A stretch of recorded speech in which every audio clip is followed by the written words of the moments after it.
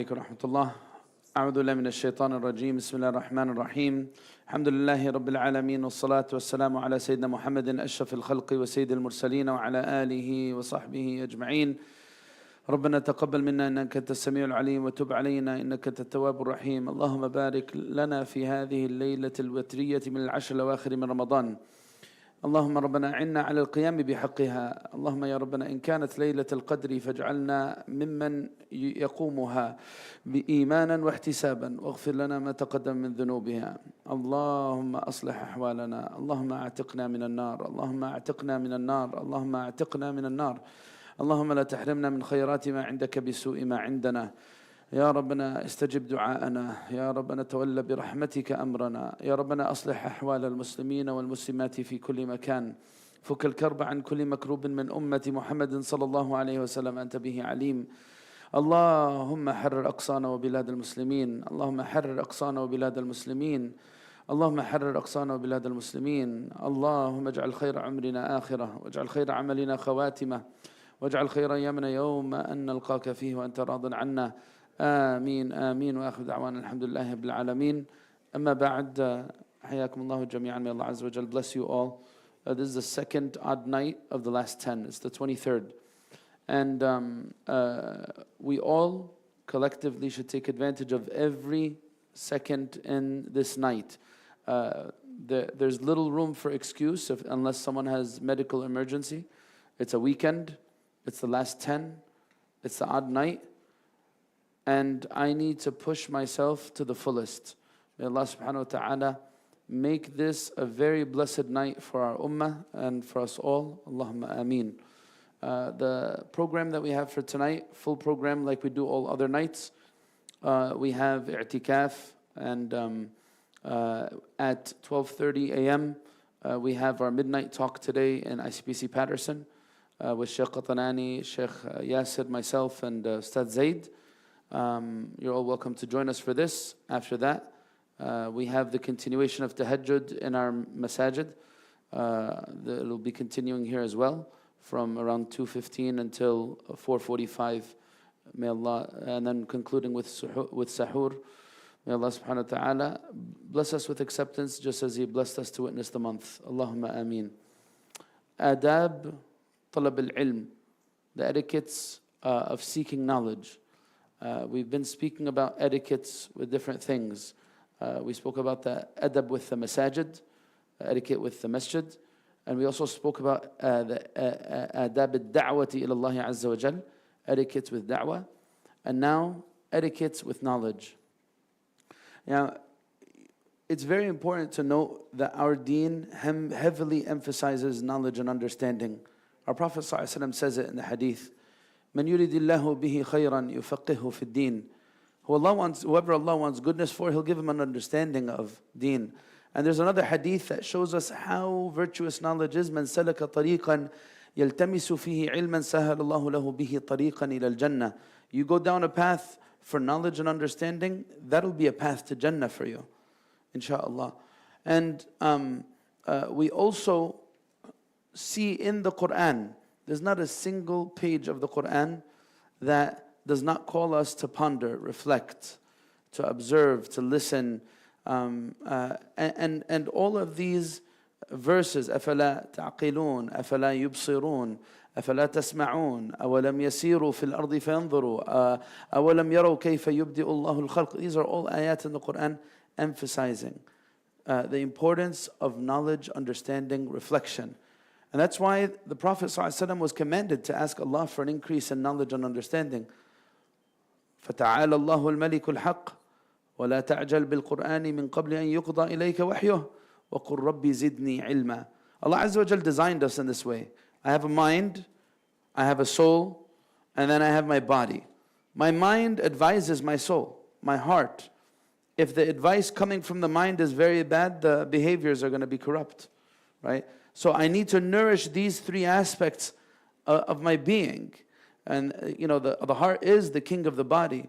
Al-aql is al-nasih, it's the advisor.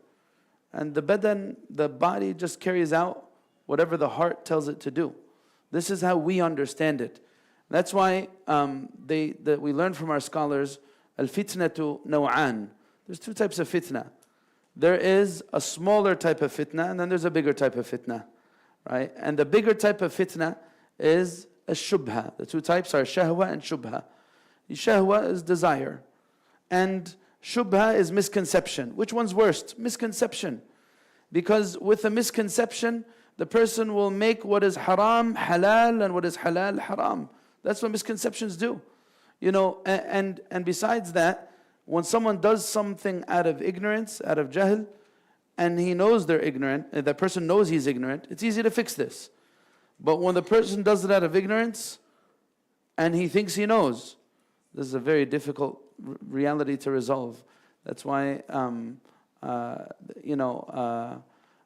they say that there's jahl basit and jahl murakkab.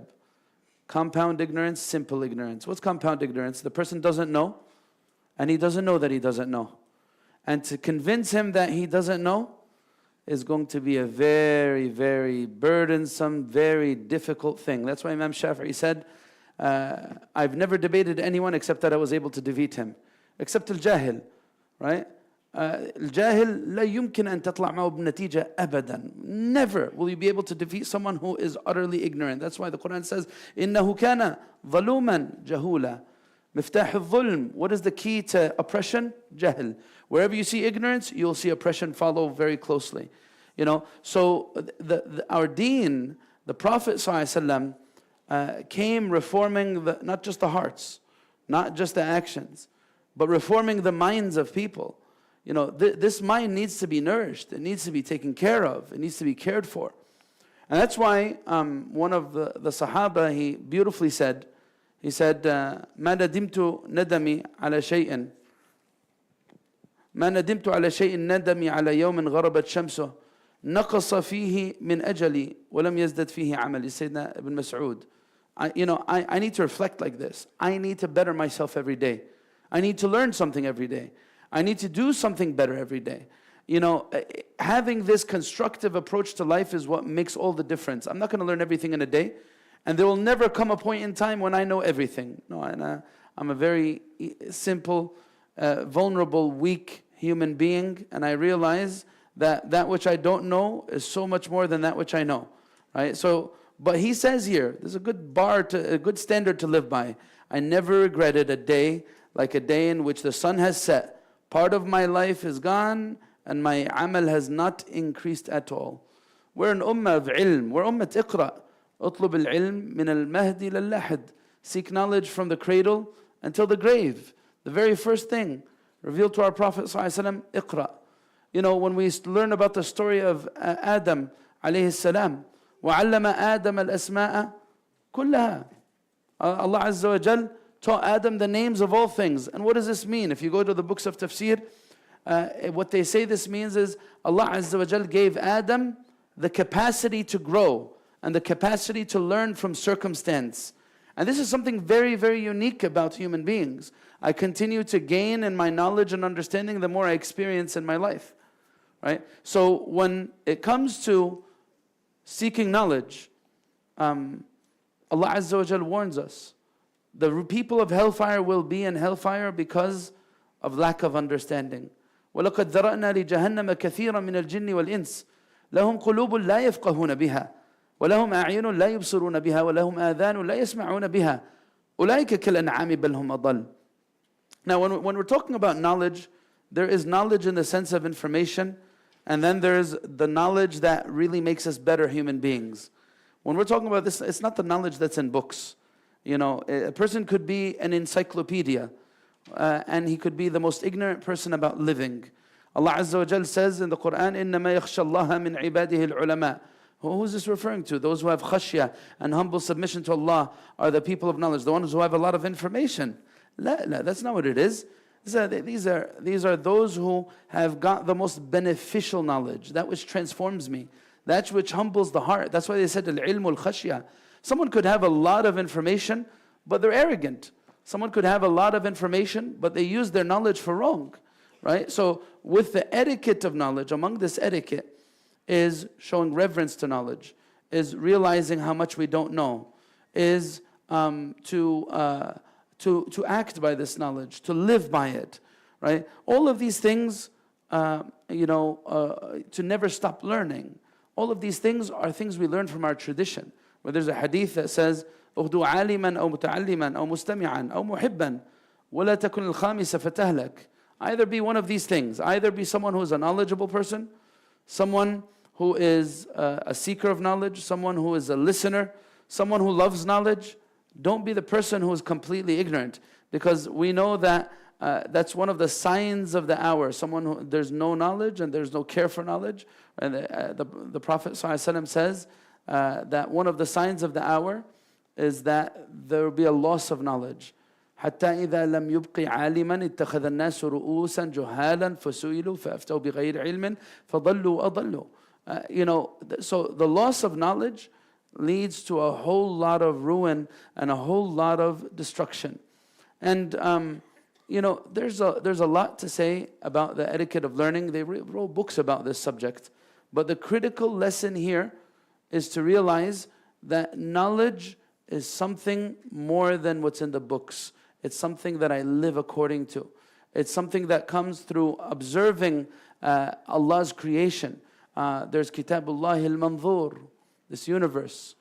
Allowing the signs in the universe. What good is a PhD if the end of the day the person is kafir billahi azza wa jal? If the person is not the knowledge we talk about. The knowledge that truly benefits is the one that leads to self-transformation. Kitabullah al-Manzur, the observed book of Allah, it's the universe, and Kitabullah al-Mastur, that is the Quran. Allah Azza wa Jal better us through knowledge and make us of those who love knowledge. May Allah increase our knowledge and understanding.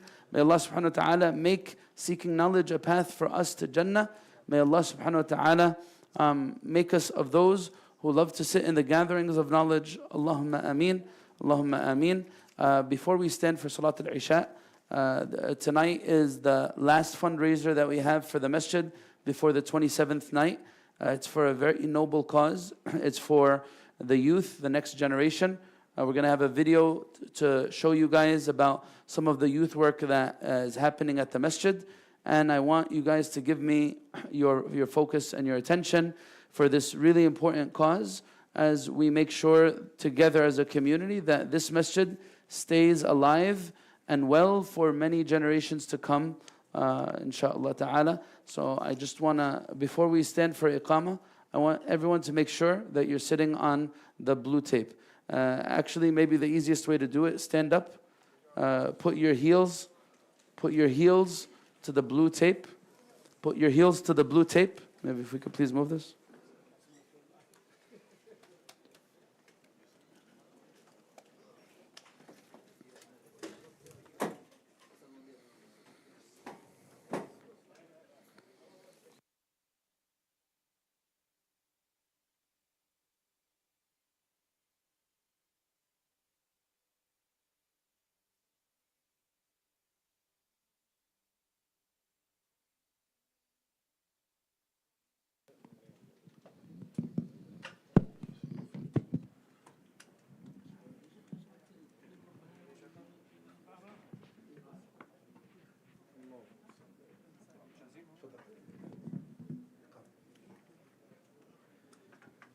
الله أكبر الله أكبر أشهد أن لا إله إلا الله أشهد أن محمدا رسول الله حي على الصلاة حي على الفلاح قد قامت الصلاة قد قامت الصلاة الله أكبر الله أكبر لا إله إلا الله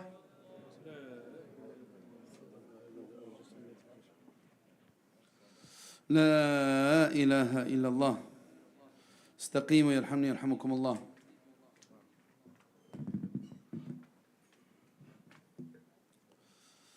الله أكبر.